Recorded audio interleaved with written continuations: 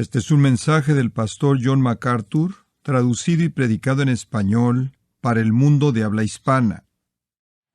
Esta mañana voy a desafiarlo un poco. Vamos a entrar en la palabra de Dios y le voy a pedir que me acompañe y se quede conmigo en esto, y le puedo prometer que la recompensa será exactamente lo que usted esperaría cuando usted le presta atención a la palabra de Dios. Pero comencemos en Lucas 17, versículos 20 al 25. Estoy regresando a este pasaje. He hecho eso ya varias veces. Lucas 17, 20. Preguntado por los fariseos, ¿cuándo había de venir el reino de Dios? Le respondió y dijo, el reino de Dios no vendrá con advertencia, ni dirán, helo aquí o helo allí, porque he aquí el reino de Dios está entre vosotros.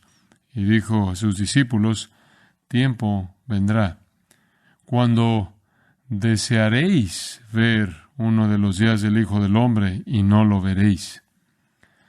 Y os dirán, helo aquí o helo allí. No vayáis ni lo sigáis.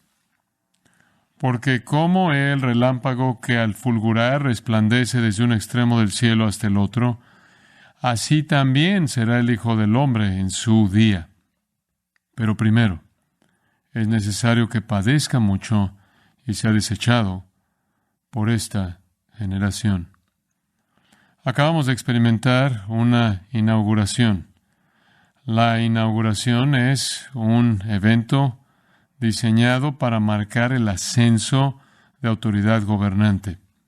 Es, por diseño, lo más público posible para demostrar a tantos como sea posible la importancia y poder de la autoridad gobernante.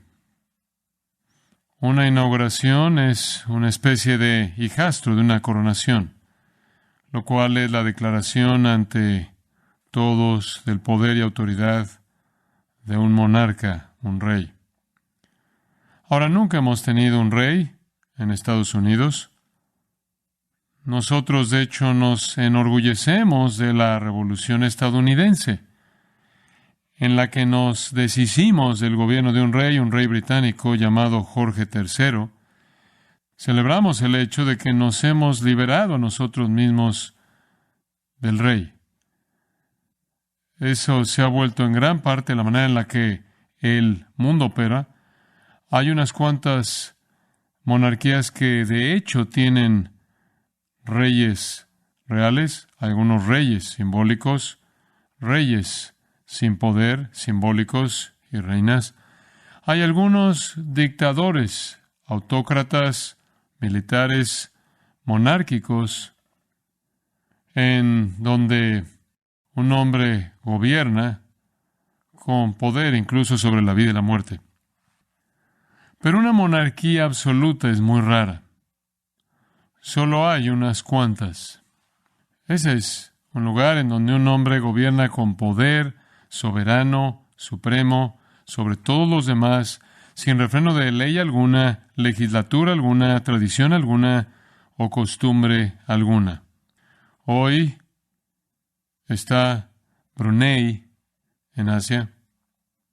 Está Eswatini, también conocida como Suazilandia en África. Está Omán en el Medio Oriente. Está Arabia Saudita y los Emiratos Árabes Unidos, la cual es una coalición de monarquías pequeñas. Hay una más. De hecho, hay una monarquía verdadera, una monarquía absoluta. Es la nación más pequeña del mundo. Medio kilómetro cuadrado. 825 personas. Es la Ciudad del Vaticano. La Ciudad del Vaticano es llamada una teocracia eclesiástica, un reino con un soberano absoluto. Ese soberano absoluto es el Papa. Han habido 266 de ellos a lo largo de la historia de ese reino teocrático eclesiástico. Él gobierna no solo sobre ese reino, sino sobre todos los que por extensión pertenecen a ese reino, porque son parte de la Iglesia Católica Romana. Actualmente, el trono está ocupado por un hombre que antes era un vigilante y portero a quien le gusta el tango, llamado Jorge Mario Bergoglio, quien tomó el nombre de Francisco. El mundo realmente no tiene otras monarquías. Hay algunas tribus aquí y allá que tienen un gobierno de un hombre. Pero básicamente en nuestra época resentimos las monarquías.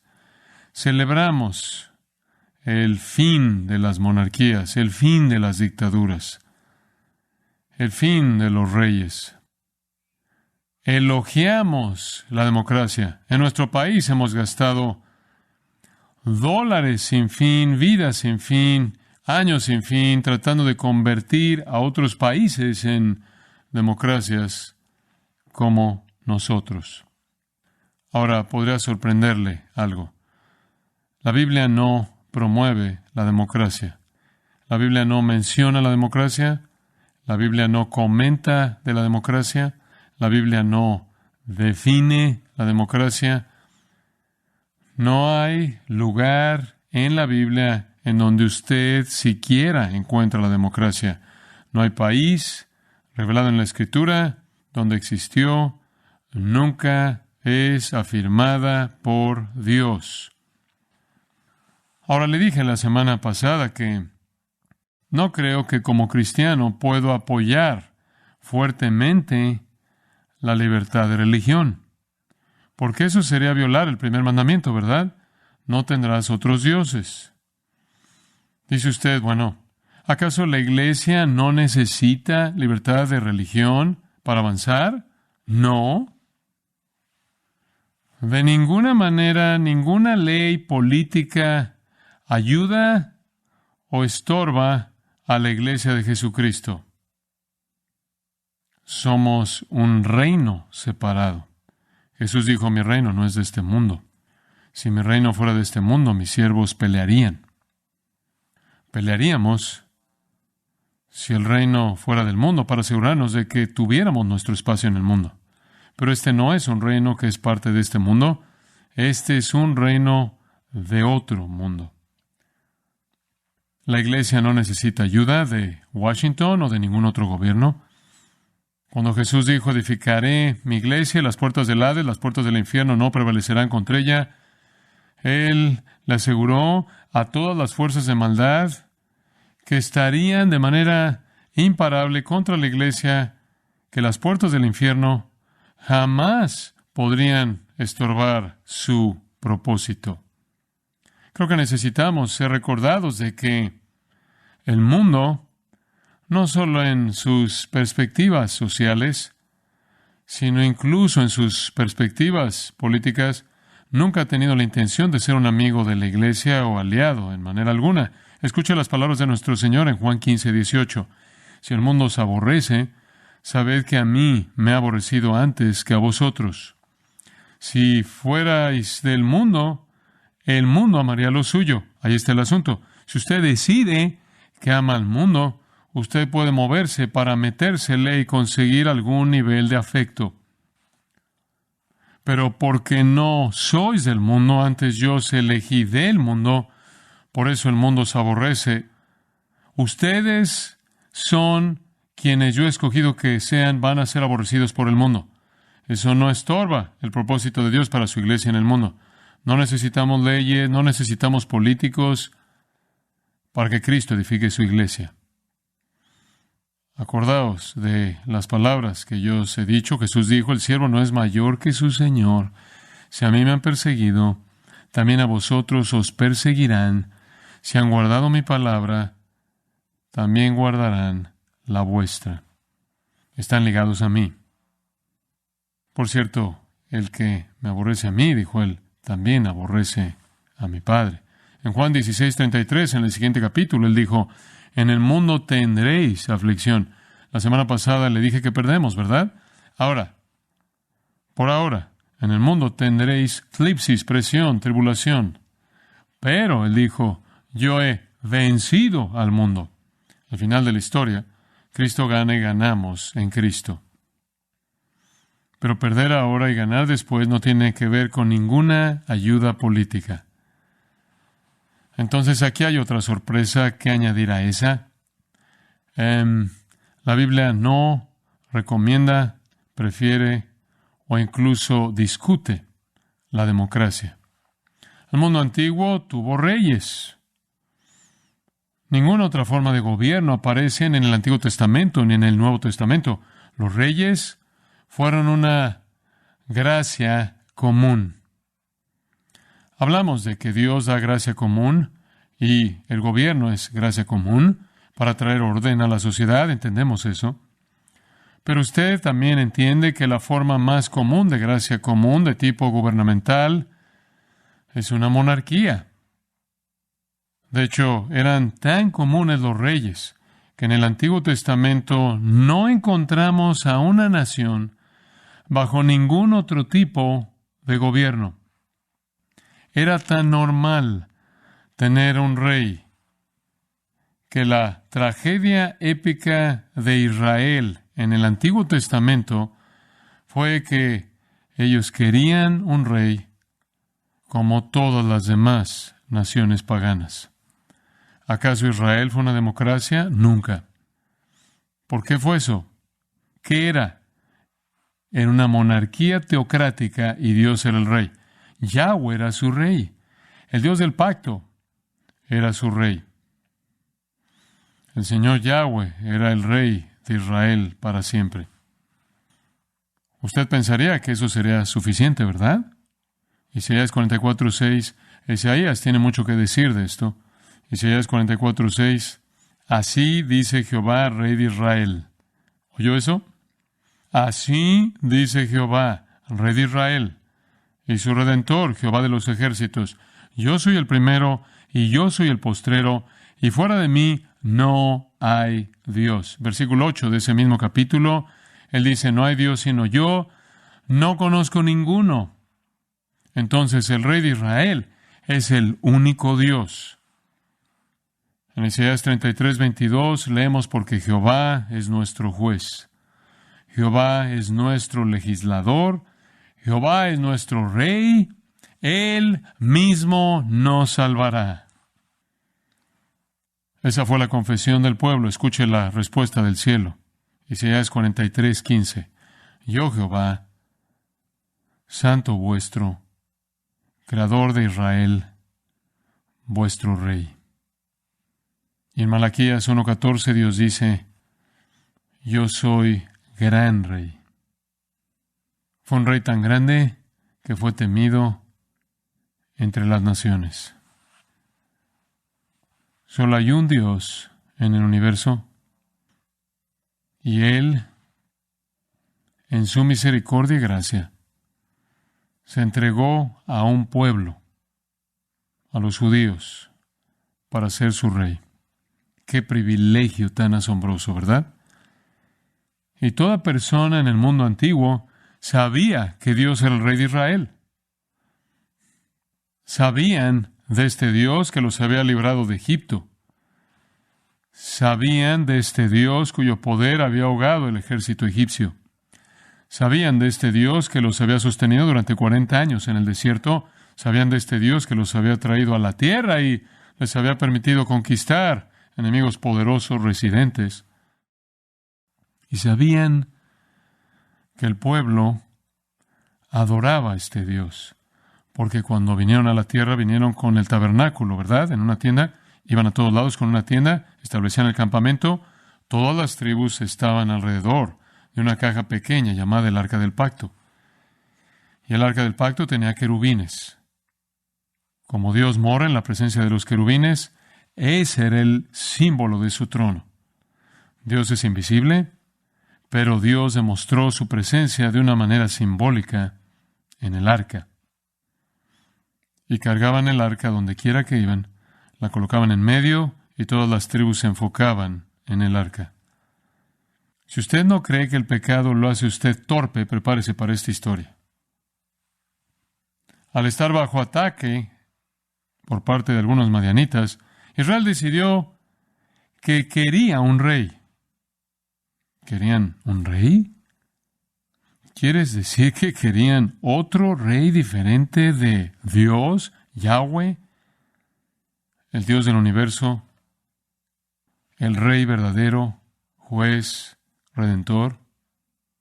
Sí, querían un rey. Bueno, ¿quién estaba supervisando la vida en Israel antes de que tuvieran un rey? Dios. Era un reino teocrático y Dios tenía agentes. Esos agentes eran jueces y profetas. Uno de esos jueces, pasa en su Biblia Jueces capítulo 8, era un hombre muy conocido llamado Gedeón. No tenemos tiempo para la historia completa, pero es una historia increíble de cómo Dios usó a Gedeón. Y nos lleva al capítulo 8, versículo 22. Gedeón acababa de tener una gran victoria. Los israelitas dijeron a Gedeón: sé nuestro Señor, tú y tu hijo y tu nieto, pues que nos has librado de la mano de Madián. Comencemos una monarquía de familia. Sé tú nuestro rey. Mas Gedeón respondió: no seré señor sobre vosotros, ni mi hijo os señoreará. ¿Por qué? ¿Cuál es la siguiente frase? Jehová señoreará sobre vosotros. No lo cambien por mí. Eso es una locura. El último de los jueces fue un hombre llamado Samuel. Vaya primero de Samuel, capítulo 3, y vamos a cubrir esta historia. Esta es una historia sorprendente. En un sentido, es el final del reinado de Dios sobre Israel.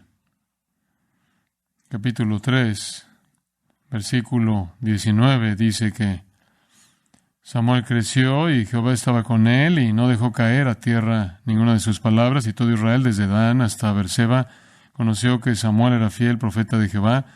Entonces él era un juez y un profeta. Y el Señor volvió a aparecer en Silo, porque el Señor se apareció a Samuel en Silo por la palabra de Jehová. Entonces, esta es exactamente la manera en la que el reino debe operar, ¿verdad? Dios es el rey y él media su reino mediante las palabras que él le da a sus profetas. El Señor hizo lo que quiso. El Señor hizo lo que quiso con Samuel. Después venimos al capítulo 4. Monumental. Y Samuel habló a todo Israel. Por aquel tiempo salió Israel a encontrar en batalla a los filisteos y acampó junto a Benecer, y los filisteos acamparon en Afec. Y los filisteos presentaron la batalla a Israel, y trabándose el combate, Israel fue vencido delante de los filisteos, los cuales hirieron en la batalla en el campo como a 4,000 hombres. Cuando volvió el pueblo al campamento, los ancianos de Israel dijeron: ¿por qué nos ha herido hoy Jehová delante de los filisteos? Traigamos a nosotros de Silo el arca del pacto de Jehová. Ese es el símbolo de la presencia de Dios. Ese es su trono. Tomemos eso para que, viniendo entre nosotros, nos salve de la mano de nuestros enemigos. Entonces ahora lo que usted sabe que ha pasado es que el arca, la cual era el símbolo de la presencia en sí de Dios en medio de su pueblo de pacto, se ha vuelto un amuleto de la suerte. El pecado ha hecho que estas personas sean torpes. Incluso con un profeta y juez tan noble como Samuel, su torpeza no puede ser evitada. Entonces perdieron la batalla y perdieron vidas y dijeron: necesitamos traer a Dios aquí abajo, traigan la caja. Y envió el pueblo a Silo y trajeron de allá el arca del pacto de Jehová, de los ejércitos, que moraba entre los querubines, recordándoles que este es el trono de Dios. Y los dos hijos de Elí, Ofni y Finés, estaban allí con el arca del pacto de Dios. Aconteció que cuando el arca del pacto de Jehová llegó al campamento, todo Israel gritó con tan gran júbilo que la tierra tembló. ¿Por qué? Porque, hombre, Dios apareció, el amuleto de la buena suerte. Cuando los filisteos oyeron la voz de júbilo, dijeron: ¿qué voz de gran júbilo es esta en el campamento de los hebreos? Y supieron que el arca de Jehová había sido traída al campamento. Y los filisteos tuvieron miedo porque decían: ha venido Dios al campamento. Y dijeron: ay de nosotros, pues antes de ahora no fue así. temieron al Dios de Israel porque conocían la historia de su poder. Lo temieron más de lo que Israel lo amó. Ay de nosotros, dijeron, ¿quién nos librará de la mano de estos dioses poderosos? Estos son los dioses que hirieron a Egipto con toda plaga en el desierto. Esforzaos, oh filisteos, y sed hombres, de lo contrario se volverán esclavos de los hebreos, como ellos han sido esclavos de vosotros.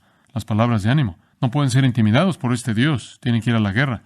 Pelearon pues los filisteos, e Israel fue vencido, y huyeron cada cual a sus tiendas, y fue hecha muy grande mortandad, pues cayeron de Israel 30,000 hombres de a pie. Dios está diciendo, no me van a usar como un amuleto de la suerte. El arca de Dios, versículo 11, fue tomada. Los filisteos se llevaron a Dios. Y muertos los dos hijos de Elí, Ofni y Finés. No salió tan bien, ¿verdad? Alguien dijo, trae a Dios y ganaremos. Trajeron a Dios y fueron masacrados. ¿Qué pasó? ¿Qué pasó? Vaya al versículo 19. Bueno, versículo 18. Primero Elí cayó hacia atrás de la silla al lado de la puerta y se desnucó y murió porque era hombre viejo y pesado. Y su nuera, la mujer de Finés, que estaba encinta, cercana al alumbramiento, oyendo el rumor que el arca de Dios había sido tomada y muertos sus suegros y su marido, se inclinó y dio a luz porque le sobrevinieron sus dolores de repente. Y al tiempo que moría, le decían las que estaban junto a ella, no tengas temor porque has dado a luz un hijo. Entonces ella muere al dar a luz. Ofni y Finés están muertos, Elí está muerto. 30,000 soldados están muertos. La esposa de Finés está dando a luz, se muere. El niño vive. Y alrededor del tiempo de su muerte dicen, no temas, has dado a luz un hijo. Mas ella no respondió ni se dio por entendida. Y llamó al niño Icabod, diciendo, traspasada es la gloria de Israel por haber sido tomada el arca de Dios. ¿Sabe lo que ella quiere decir? Dios se fue. Podemos tener una caja, pero no tenemos a Dios. Capítulo 5. Si usted piensa que ese es un problema para Israel, imagine qué problema es para los filisteos. Ahora tienen a Dios. Cuando los filisteos capturaron el arca de Dios, la llevaron desde Ebenezer hasta Asdod, y tomaron los filisteos el arca de Dios y la metieron en la casa de Dagón. Dagón era una especie de sirena al revés, masculino, cabeza de pescado, piernas humanas, un ídolo raro.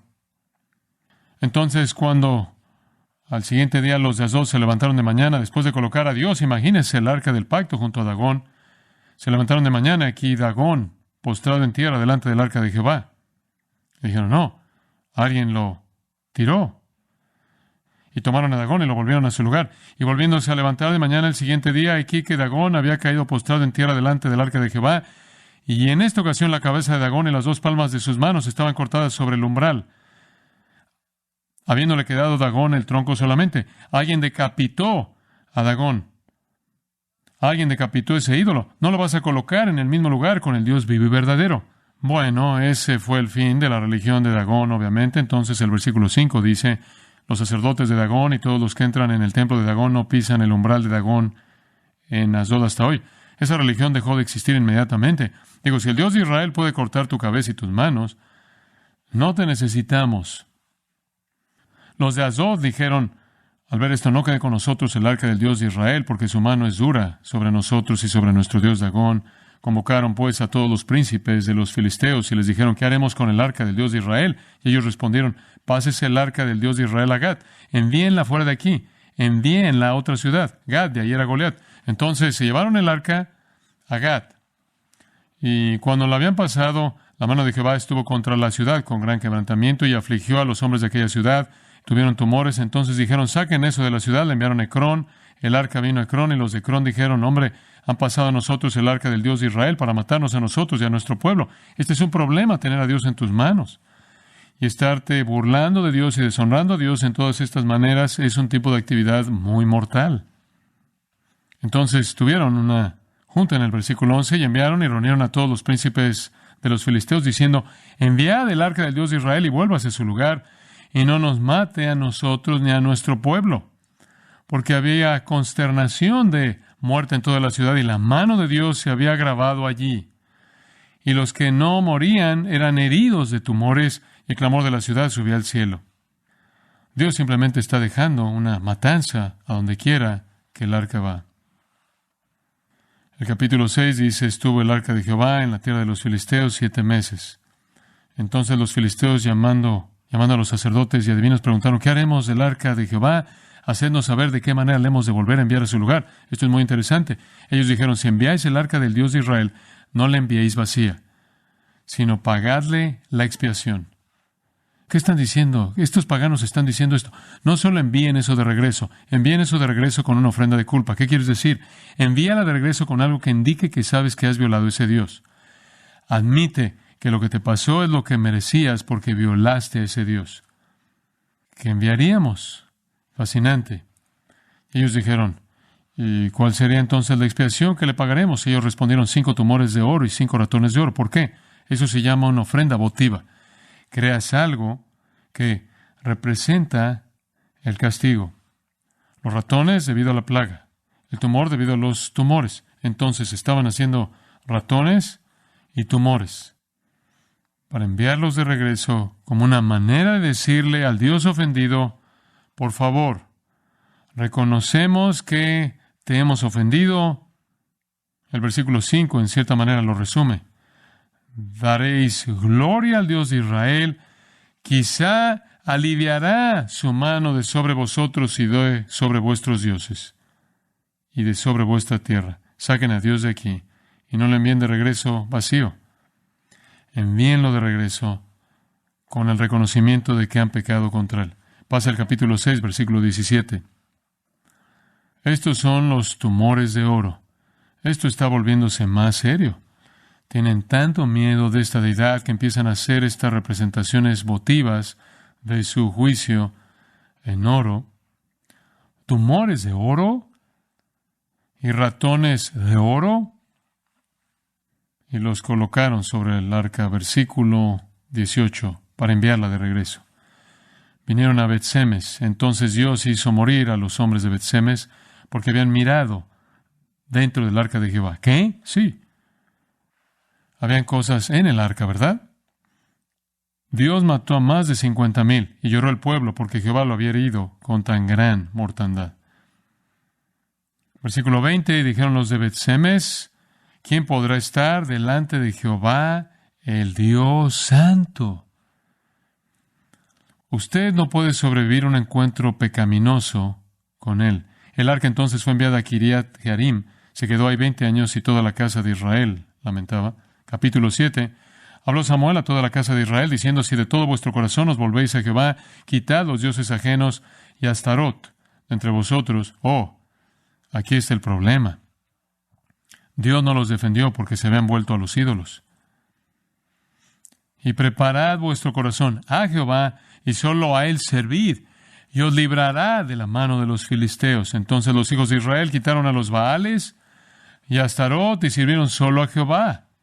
Y Samuel dijo, reunid a todo Israel en Mizpa, y yo oraré por vosotros a Jehová. Ese fue un tipo de avivamiento, quizás.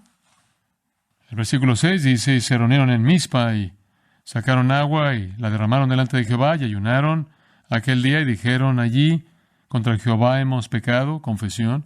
Versículo 8, le dijeron a Samuel, más vale que sigas, no ceses de clamar por nosotros a Jehová nuestro Dios, solo por razones de tiempo. Allá abajo en el versículo 15, Dios les dio paz con sus enemigos. Juzgó Samuel a Israel todo el tiempo que vivió. Y todos los años iba y daba vuelta a Betel, a Gilgal y a Mizpa, y juzgaba a Israel en todos estos lugares. Ahora recuerde, cuando dice que juzgó a Israel, él estaba dándoles la palabra de Dios. Después volvía a Ramá, porque allí estaba su casa, y allí juzgaba a Israel. Y edificó allí un altar a Jehová. Ahora, simplemente repase esa historia. Muy bien, tienen a Dios como su rey, el Dios que los guió a través de las plagas en Egipto, ahogó a todo el ejército egipcio, los trajo a lo largo de los años en el desierto, los trajo a la tierra prometida, les dio la victoria sobre sus enemigos. Dios que acaba de mostrar su poder, matando a todo tipo de paganos extranjeros. Ahora tienen a Dios de regreso. Tienen a un juez fiel Quizás esto es permanente, ¿verdad? Capítulo 8. Aconteció que habiendo Samuel envejecido, puso a sus hijos por jueces sobre Israel. Y el nombre de su hijo primogénito fue Joel, y el nombre del segundo Abías, y eran jueces en Beerseba. Pero no anduvieron los hijos por los caminos de su padre, antes se volvieron tras la avaricia, dejándose sobornar y pervirtiendo el derecho. Muy bien, aquí tenemos a políticos deshonestos. Entonces, escuche esto. Entonces todos los ancianos de Israel se juntaron. Todos los ancianos de Israel se juntaron y vinieron a Ramá para ver a Samuel y le dijeron: aquí tú te has envejecido y tus hijos no andan en tus caminos. Por tanto, constitúyenos ahora un rey que nos juzgue como tienen todas las naciones. Esto es apostasía clara y completa. No queremos a Dios como nuestro rey. Pero no agradó a Samuel esta palabra que dijeron: danos un rey que nos juzgue. Y Samuel oró a Jehová. Toda nación tenía un rey. Estos dos hijos de Samuel no están funcionando muy bien. Danos un rey, queremos un rey, como el resto de la gente tiene un rey. En el capítulo 8, versículo 7, dijo Jehová a Samuel: oye la voz del pueblo en todo lo que te digan, porque no te han desechado a ti, sino que a mí me han desechado, para que no reine sobre ellos. Digo, ¿acaso el pecado te hace torpe o qué? Ahora pues, oye su voz, mas protesta solemnemente contra ellos, y muéstrales cómo les tratará el rey que reinará sobre ellos. Y refirió Samuel todas las palabras de Jehová al pueblo que le había pedido rey. Él dijo: ¿saben lo que esto va a significar? Este será el proceder del rey que reinará sobre ustedes. Aseará el rey, tomará vuestros hijos y los pondrá en sus carros y en su gente de a caballo para que corran delante de su carro. Y nombrará para sí jefes de miles y jefes de cincuentenas. Los pondrá a sí mismo a quedar en sus campos y siguen sus mieses, ya que hagan sus armas de guerra y los pertrechos de sus carros. Tomará también a vuestras hijas para que sean perfumadoras, cocineras y amasadoras. Asimismo tomará lo mejor de vuestras tierras, de vuestras viñas y de vuestros olivares, y los dará a sus siervos. Diezmará vuestro grano y vuestras viñas, impuestos para dar a sus oficiales y a sus siervos. Tomará vuestros siervos y vuestras siervas, vuestros mejores jóvenes y vuestros asnos, y con ellos hará sus obras. Diezmará también vuestros rebaños, y seréis sus siervos. Y clamaréis aquel día a causa de vuestro rey, que os habréis elegido, mas Jehová no responderá en aquel día. ¿Saben lo que están haciendo? Están cambiando al Redentor Rey por un dictador malo, antidios, narcisista, autócrata. Versículo 21. Y oyó Samuel todas las palabras del pueblo y las refirió en oídos de Jehová. Él dijo: Señor, no puedo creer esto, pero te voy a decir lo que dijeron, como si el Señor no oyera. Jehová dijo a Samuel: oye su voz y pon rey sobre ellos. Dales un rey. Capítulo 12, versículo 12 dice: el rey ha de reinar sobre nosotros, siendo así que Jehová vuestro Dios será vuestro rey. Esta es la apostasía épica de Israel. Entra, usted sabe quién, Saúl. Saúl va a ser su rey. Vaya al capítulo 10. Han escogido a Saúl. No vamos a cubrir toda esa historia. Después Samuel, versículo 17 del capítulo 10, convocó al pueblo delante de Jehová en Mizpa y dijo a los hijos de Israel: así ha dicho Jehová el Dios de Israel: yo saqué a Israel de Egipto y os libré de mano de los egipcios y de mano de todos los reinos que os afligieron. Pero vosotros habéis desechado hoy a vuestro Dios, que os guarda de todas vuestras aflicciones y angustias, y habéis dicho: no, sino pon rey sobre nosotros. Ahora pues, presentaos delante de Jehová por vuestras tribus y por vuestros millares. Y haciendo Samuel que se acercasen todas las tribus de Israel, fue tomada la tribu de Benjamín. Por cierto, Cualquier rey en Israel debía ser de la tribu de Judá. E hizo llegar a la tribu de Benjamín por sus familias y fue tomada la familia de Matri y de ella fue tomado Saúl, hijo de Cis. Saúl, ¿por qué él? Bueno, ya sabemos por qué. El versículo 23 dice, porque era más alto que todo el pueblo. Más alto, oscuro, guapo y cobarde. En el versículo 22 preguntaron por Saúl y estaba escondido entre el bagaje. ¡Oh, qué bien! Tenemos un hombre alto, oscuro, guapo, escondiéndose en el bagaje. Por cierto, ¿qué hacía? Buscaba burros perdidos. Ese era su trabajo. Desafortunadamente no lo hacía muy bien. No podía encontrarlos. Él fue de un fin de la tierra al otro fin de la tierra y no podía encontrarlos. Y alguien dijo, oh, ya están de regreso, en casa. Alto, oscuro, guapo, cobarde, buscador de burros. El pecado te hace torpe y te hace tomar decisiones torpes acerca del liderazgo.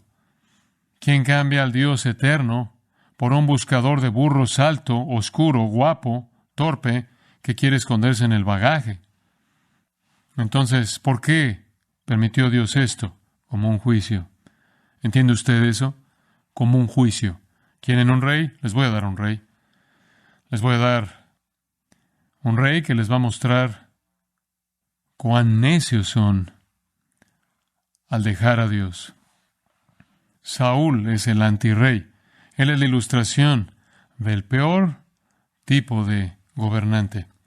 Ese es el punto de Dios. Saúl era un desastre completo.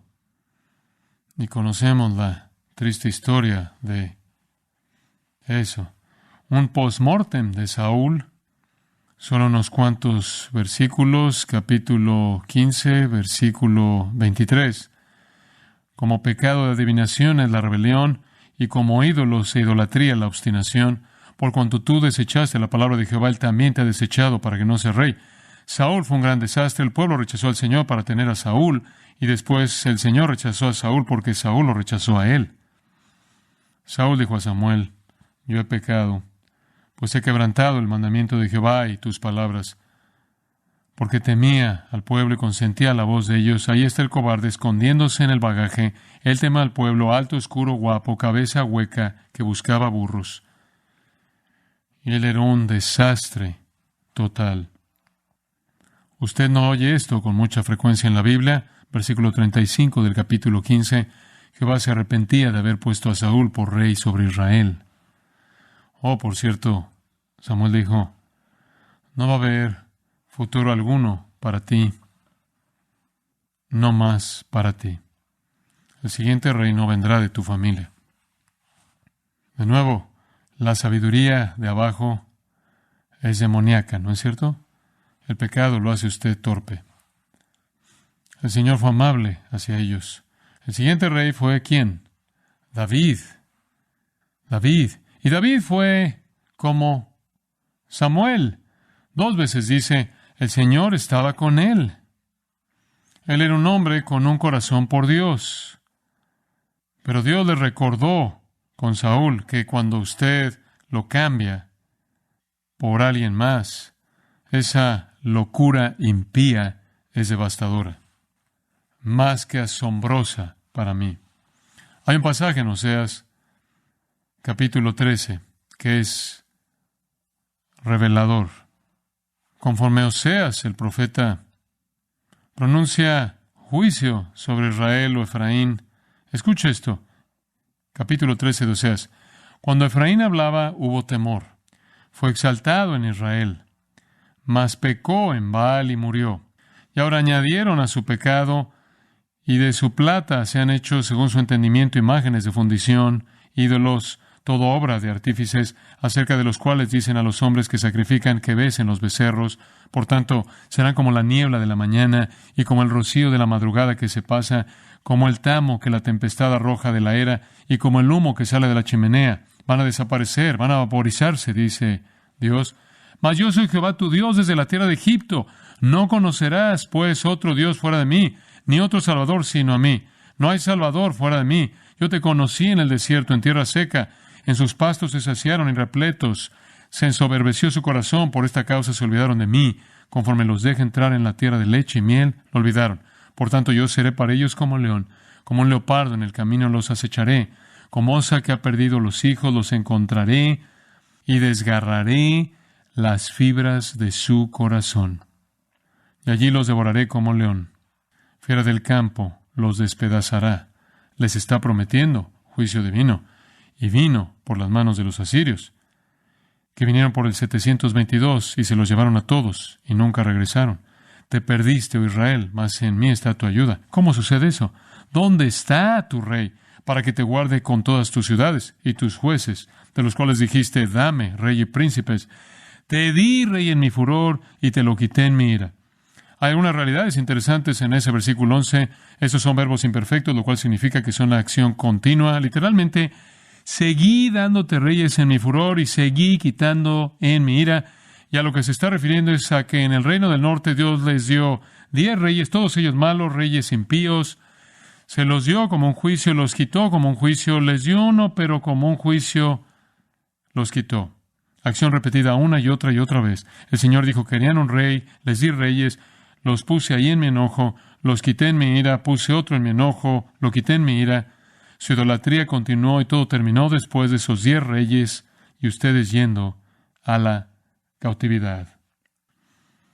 Entonces, cuando usted cambia al rey verdadero por cualquier otro rey, usted se ha burlado de Dios. ¿Hay esperanza? Ve el capítulo 14 de Oseas. Este es el corazón de Dios mediante el clamor del profeta. Vuelve, Israel, a Jehová tu Dios, porque por tu pecado has caído. Llevad con vosotros palabras de súplica, y volved a Jehová y decidle, quita toda iniquidad y acepta el bien, y te ofreceremos la ofrenda de nuestros labios. No nos librará el asirio, no montaremos en caballos, ni nunca más diremos a la obra de nuestras manos, dioses nuestros. No adoraremos los dioses que hacemos, porque en ti el huérfano alcanzará misericordia. Yo sanaré su rebelión, los amaré de pura gracia, porque mi ira se apartó de ellos. Yo seré Israel como rocío. Él florecerá como lirio, y extenderá sus raíces como el Líbano. Se extenderán sus ramas, y será su gloria como la del olivo, y perfumará como el Líbano. Volverán y se sentarán bajo su sombra, serán vivificados como trigo y florecerán como la vid, su olor será como de vino del Líbano. Efraín o Israel dirá, ¿qué más tendré ya con los ídolos? Yo lo oiré y miraré, yo seré a él como la haya verde, de mí será hallado tu fruto. ¿Quién es sabio para que entienda esto y prudente para que lo sepa? Porque los caminos de Jehová son rectos y los justos andarán por ellos, mas los rebeldes caerán en ellos. ¿Quién es su Dios? ¿Quién es su rey? 200 años de advertencia antes de que la cautividad vino. Israel entregó a su rey, al Dios verdadero y vivo, por una secuencia de gobernantes impíos. Escogieron a un farsante, a un fraude. Escogieron a un antirrey, un tipo de anticristo, por encima del Rey eterno del universo. Oh, por cierto, Dios prometió enviar un rey y lo hizo. Un rey verdadero. Le dijo a David en 2 Samuel 7, voy a enviar a alguien de tus lomos que tendrá un reino eterno. En el Evangelio de Lucas, claro, comienza cuando la palabra desciende del cielo a María de un ángel. Concebirás en tu vientre y darás a luz un hijo y llamarás su nombre Jesús. Este será grande y será llamado Hijo del Altísimo, y el Señor Dios le dará el trono de David su padre y reinará sobre la casa de Jacob para siempre, y su reino no tendrá fin. E Isaías dijo, ese niño que nos es nacido será maravilloso consejero, el Dios fuerte, el Padre eterno. Y él vino, el Rey verdadero de nuevo, y todo culminó cuando tuvieron que tomar una decisión. ¿Querían al Rey verdadero? ¿Querían a un ladrón y un robador llamado Barrabás? El mismo tipo de torpeza horrenda, pecaminosa, se levanta en el capítulo 18 de Juan. Versículo 33. Entonces Pilato volvió a entrar en el pretorio y llamó a Jesús y le dijo, ¿eres tú el rey de los judíos? Jesús le respondió, ¿dices tú esto por ti mismo o te lo han dicho otros de mí? Pilato le respondió, ¿soy yo acaso judío? Tu nación y los principales sacerdotes te han entregado a mí. ¿Qué has hecho? Respondió Jesús, mi reino no es de este mundo. Si mi reino fuera de este mundo, mis servidores pelearían para que yo no fuera entregado a los judíos. Pero mi reino no es de aquí, de esta esfera. Le dijo entonces Pilato, luego, ¿eres tú rey? Respondió Jesús, tú dices que yo soy rey, yo para esto he nacido y para esto he venido al mundo, para dar testimonio a la verdad, y aquí está la clave, todo aquel que es de la verdad oye mi voz. Le dijo Pilato, cínicamente, ¿qué es la verdad? Y cuando hubo dicho esto, salió otra vez a los judíos y les dijo, yo no hallo en él ningún delito, pero vosotros tenéis la costumbre de que os suelte uno en la Pascua. ¿Queréis, pues, que os suelte al rey de los judíos? Entonces todos dieron voces de nuevo diciendo, no a este, sino ¿a quién? ¿A Barrabás en lugar de Jesús? Ahí está la insensatez. En el versículo 15 del capítulo 19, fuera, fuera, crucifícale. Pilato les dijo, ¿a vuestro rey he de crucificar? Respondieron los principales sacerdotes, no tenemos más rey que César. Solo hay un rey verdadero, ¿verdad? La tragedia de la historia de Israel, la tragedia de la historia humana, es que el mundo no quiere reconocer al rey verdadero, al Dios verdadero y vivo y a su Hijo. Pero Dios ya ha determinado que su Hijo será rey. ¿Por qué se amotinan las gentes y los pueblos piensan cosas vanas? Se levantarán los reyes de la tierra y príncipes consultarán unidos contra Jehová y contra su ungido, diciendo, rompamos sus ligaduras y echemos de nosotros sus cuerdas. El que mora en los cielos se reirá. El Señor se burlará de ellos. Luego hablará a ellos en su furor y los turbará con su ira. Pero yo he puesto mi rey sobre Sión, mi santo monte. Yo publicaré el decreto. Jehová me ha dicho, pídeme y te daré por herencia a las naciones y como posesión tuya los confines de la tierra. Los quebrantarás con vara de hierro, como vasija de alfarero los desmenuzarás. Ahora pues, oh reyes, sed prudentes, admitid amonestación, jueces de la tierra. Servid a Jehová con temor y alegraos con temblor. Escuchen esto, honrad al Hijo, para que no se enoje y perezcáis en el camino, pues inflama de pronto su ira. Bienaventurados todos los que en Él confían. Más vale que confíen en el Rey verdadero, ¿verdad? Entonces, la historia de Israel es una historia de blasfemia, una historia de abominación, una historia de apostasía, una historia de deserción, inconcebiblemente una historia de cambiar al único Dios verdadero por el antirrey, el rey impío, el rey necio, Saúl, cambiando al Señor Jesucristo en últimas por el anticristo necio llamado César. Fue durante el tiempo de David, segundo de Samuel, capítulo 6. Quiero mostrarle algo. Cerremos ahí. Segundo de Samuel, capítulo 6. Entonces, ellos finalmente quieren traer de regreso el arca. Había una prescripción para cómo debía ser movido el arca. Tenía anillos y usted metió un palo largo para que nadie jamás tocara el arca. Nadie tocaba el arca. Tomaban palos largos, los metían por los anillos, la cargaban de esa manera. No hicieron eso. Dice que querían mover el arca y, versículo 3, pusieron el arca de Dios sobre un carro nuevo. ¿Qué es eso? Esa es una violación clara de la orden de Dios. Y la llevaron de la casa de Abinadab, que estaba en el collado, y un par de hombres, Usa y Ahío, hijos de Abinadab, llevaban el carro nuevo. Y cuando lo llevaban de la casa de Abinadab, que estaba en el collado, con el arca de Dios, Ahío iba delante del arca, y David y toda la casa de Israel danzaban delante de Jehová con toda clase de instrumentos, de madera, de haya, con arpas, salterios, panderos, flautas y címbalos. Esto es ahora como una coronación. Dios está regresando. Van a volver a colocar en el trono a Dios, en el lugar al que Él pertenece. Versículo 6. Cuando llegaron a la era de Nacón, Usa extendió su mano al arca de Dios y la sostuvo porque los bueyes tropezaban. Se comenzó a caer el arca, entonces Usa se estiró para detenerla. Ve el versículo 7. Y el furor de Jehová se encendió contra Usa, y lo hirió allí Dios por aquella temeridad, y cayó allí muerto junto al arca de Dios. Permítame decir algo. Más vale que tenga cuidado cuando usted coloca su mano sobre Dios. Pensé en eso en esa inauguración.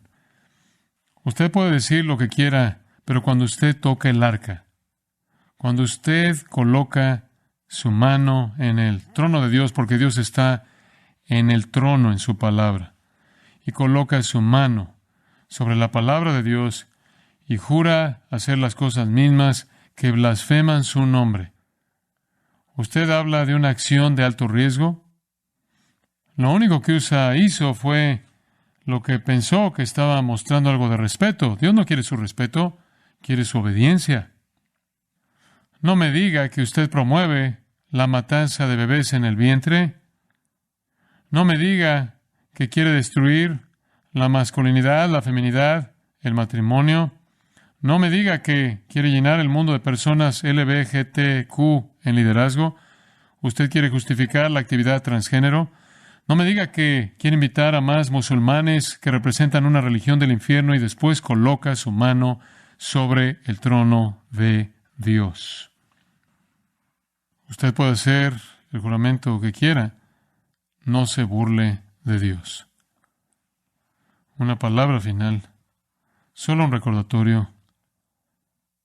Y manifiestas son las obras de la carne, que son adulterio, fornicación, inmundicia, lascivia, idolatría, hechicerías, enemistades, pleitos, celos, iras, contiendas, disensiones, herejías, envidias, homicidios, borracheras, orgías y cosas semejantes a estas, acerca de las cuales os amonesto, como ya os lo he dicho antes, que los que practican tales cosas no heredarán el reino de Dios.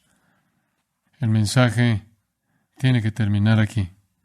Busque el reino, ¿verdad? Busque el reino al buscar al Rey. Arrepiéntase, el Rey está aquí. Arrepiéntase y reciba el Evangelio. Inclinémonos en oración. Padre nuestro, ciertamente recordamos a un rey del Antiguo Testamento llamado Nabucodonosor, que terminó burlándose de ti y fue alejado de la humanidad. Durante 7 años vivió en un campo.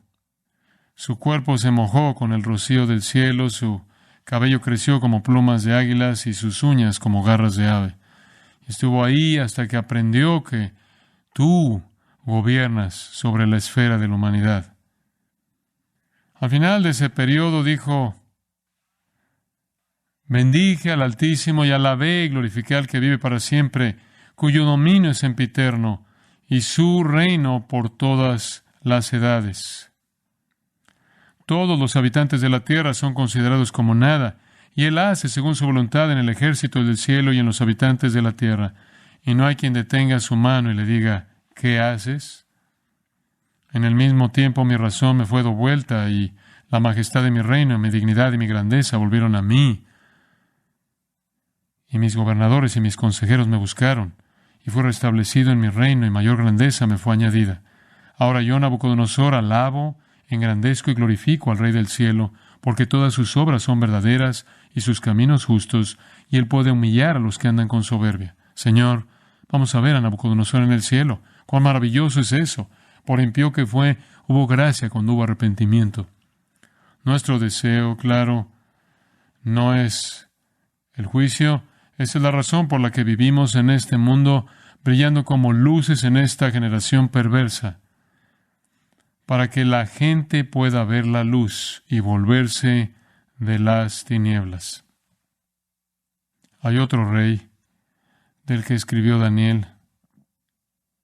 Este es nuestro rey. Él dice, miraba yo en la visión de la noche, y he aquí, con las nubes del cielo venía uno como un hijo de hombre, que vino hasta el anciano de días, y le hicieron acercarse delante de él, y le fue dado dominio, gloria y reino, para que todos los pueblos, naciones y lenguas le sirvieran. Su dominio es dominio eterno, que nunca pasará, y su reino uno que no será destruido. Un hijo de hombre es nuestro rey, ningún otro que el Señor Jesucristo. Todos los demás reyes serán aplastados por él. Todos aquellos que adoran a cualquier otro Dios solo enfrentan juicio eterno. Que la luz de la Iglesia brille fuertemente, que el Evangelio sea claro, que lo proclamemos con urgencia y amor para